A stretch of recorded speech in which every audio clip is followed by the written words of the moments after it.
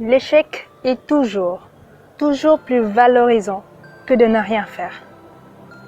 Ton échec signifie que tu as eu le courage de sortir de ta zone de confort pour expérimenter quelque chose de nouveau.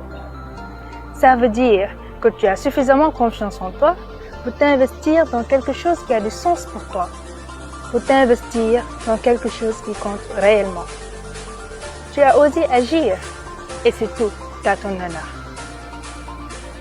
Tu ne le sais peut-être pas, mais cet échec t'épargne d'une profonde douleur, le regret. Tu as la garantie de ne jamais culpabiliser pour ne pas avoir essayé.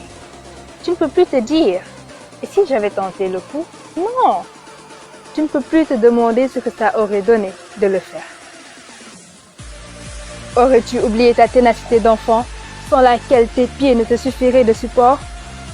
Il n'y a de perte à proprement parler, ni de gain à proprement parler. Ils vont de pair. Toute opportunité entre dans notre vie sous forme de défaite temporaire. Et cette défaite n'est permanente que lorsque nous l'acceptons comme réalité. Tout compte fait, ce qu'on appelle échec est un état d'esprit. Ce ne sont pas les événements qui comptent, mais comment on décide d'y réagir.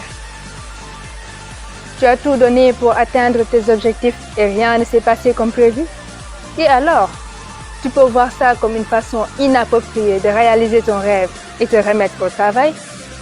Ou simplement te cloîtrer dans ta chambre, dans l'obscurité la plus totale, et passer ton temps à ruminer tes mésaventures et à chercher des coupables en écoutant des chansons tristes?